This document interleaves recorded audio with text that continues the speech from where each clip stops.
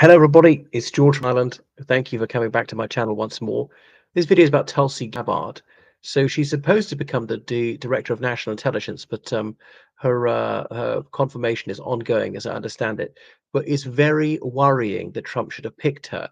It shows partly his prejudices, partly his ignorance. And this goes back about 10 years in the case of Miss Gabbard.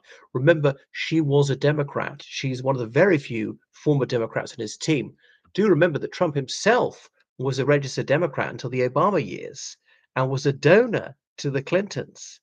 And Trump would have people believe that the Clintons are the root of all evil. And if that's true, Trump is evil because he bankrolled them. Of course, back in the Ronald Reagan days, Trump was a registered Republican, but he's a complete flip-flopper. So a lot of his supporters are too stupid to know or care. But anyway, coming back to Tulsi Gabbard, it can be honourable to change from one party to another, do so for good reasons. So she was elected to the Hawaii state legislature. She even tried to secure the Democratic presidential nomination in 2020, but got nowhere. Anyway, last year she joined the Republican Party. So she served in the military for a few years. But anyway, going way back to 2010, she visited some Syrian refugees in Turkey that had been bombed by the Russian Air Force, just possibly the Syrian Air Force, horrifically burned, and saying, "How are you sure it wasn't ISIS who bombed you?"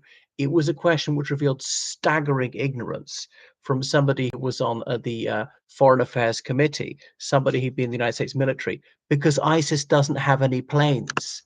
These things were dropped from jets. Nobody ever suggested that ISIS ever had a single plane. Wow, wow. And so it goes on. So she's always been an apologist for the Kremlin's explanation about things, cast doubt on what really is proven beyond any doubt that Russia used chemical weapons on a huge scale in Syria on numerous occasions, willfully murdered thousands of civilians, only ever used against civilians in Assad-held areas. We know that Assad killed thousands of his own civilians by having people shot, dissidents. There are huge graveyards just north of Damascus, and you can see there weren't public graveyards. The public wasn't even allowed there. Unmarked graves. You can see from satellite imagery them growing exponentially over the years since 2010. Not even lawful executions by the laws of Syria at the time. But of course, according to Tulsi Gabbard, no, Tulsi Gabbard, no, that never happened, and so on. So she's MAGA friendly. So yeah, there have been over 500,000 deaths at least in the Syrian conflict. Great number of them by the Assad regime. Anyway, so it's true that some of Assad's enemies were horrific, but that doesn't mean that Assad and the Russian regime are better either. So goodness, so she was constantly singing the praises of Bashar al-Assad. And it is true that he did allow people a modicum of freedom in a personal sphere, but you couldn't peacefully protest. If you went to one demonstration ever, you could be spending years and years in jail. And this was someone who demanded free speech in the United States, Tulsi Gabbard. So she was always saying that these crimes against humanity committed by the Assad regime were not committed by them, or indeed not committed at all. And all these chemical weapons attacks were false flags things, were just to try and cause the United States to intervene. And so really just echoing Kremlin talking points. And there are enough полезные idioти who will fall for that. And of course, so really the same about when it came to Ukraine, that it was, of course, Ukraine's fault that Ukraine got invaded, that, Russia had some right to Lugansk and Donetsk and so on. And she's quite often revealed herself to be very, very misinformed, or not even attempted to inform herself. So this is all very worrying that somehow, you know, the Ukraine isn't a nation, isn't democratic. This territory doesn't belong to them, and things like that. So she really would be Putin's trip for the DNI, which is very worrying. And then coming on to Tucker Carlson giving an interview recently in which he said Zelensky is a dictator. Now you can call Zelensky many, many things, but he's certainly not a dictator. There's no question that he was freely and fairly elected. He defeated the sitting president Petro Poroshenko, which hasn't happened in Ukraine before. Poroshenko accepted the result. All the candidates accept the results. Virtually everybody in Ukraine accepts it was a free and fair election. And what Tucker Carlson was saying was sort of the same sort of thing I saw in the Russian state media in 2019. The time of that was, I think, in March 2019 election in Ukraine, claiming that President Poroshenko had printed millions of surplus ballot papers and was going to stuff the ballot boxes. It was a rigged election. Nothing of the kind ever took place. I don't think anyone doubts the result.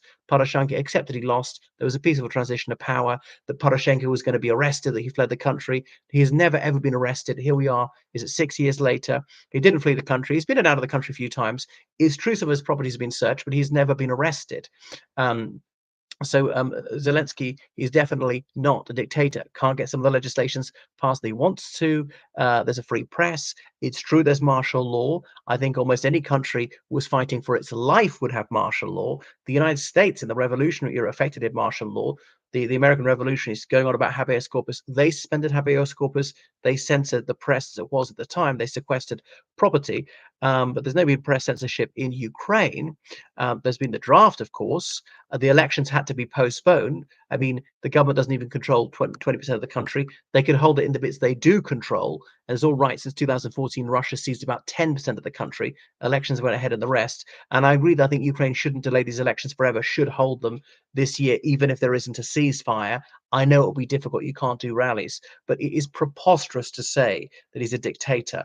There are opposition parties in there which loudly denounce him. It's quite questionable whether he would be re-elected, which proves what a free country it is. He has difficulty even enforcing the draft, again proving he's certainly not dictatorial. There would be at least a bit of efficiency if they didn't care about people's rights. So it's sick that Carlson should say this while never putting any tough questions to Putin when he interviewed him. These p-roller questions for Putin. I wonder if they were agreed in advance. Questions he would like to ask. He never once cast doubt on any of Putin's answers, whilst making the most scurrilous and blatantly bogus accusations against the Ukrainian government. So there he is, being an apologist for this illegal war of unprovoked aggression. Ukraine is definitely not a dictatorship. Has an independent judiciary, which sometimes thwarts the executive. So you could say that Ukraine can't win, or the United States shouldn't fund or arm Ukraine, or whatever. Fine, those could be valid arguments, but that doesn't mean that Ukraine is a dictatorship. That's a sovereign territory of Ukraine. It definitely doesn't belong to Russia.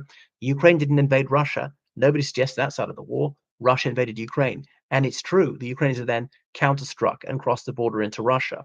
Ukraine hasn't claimed a millimeter of Russian territory. Russia's illegally claimed territory that even Russia recognized as Ukrainian sovereign territory in a treaty even Putin signed in 2003. So why is it like this? Some people on the American right, white supremacists, quite often they see Russia as a completely white country. Obviously, they're wrong. They're too stupid to know that, at least 10% of Russians are East Asians ethnically, or people from the Caucasus and like Levantine. What else? That they think Russia's Christian. At least 14% of Russians are Muslims. There are even a few Buddhist, Jews, and so on. So only about 60% of Russians are Christians, mostly Orthodox Christians, and so on. So they would like to see, I suppose, no fair trials in the United States. They would like to see the wide-scale use of torture in the United States, the sort of thing that goes on in Russia. All right, they would like to see maybe the anti-gay policies that Putin has. Anyway, thank you for watching my channel. Make sure you subscribe on Patreon, donate to PayPal, georgecallahan79@gmail.com. Goodbye.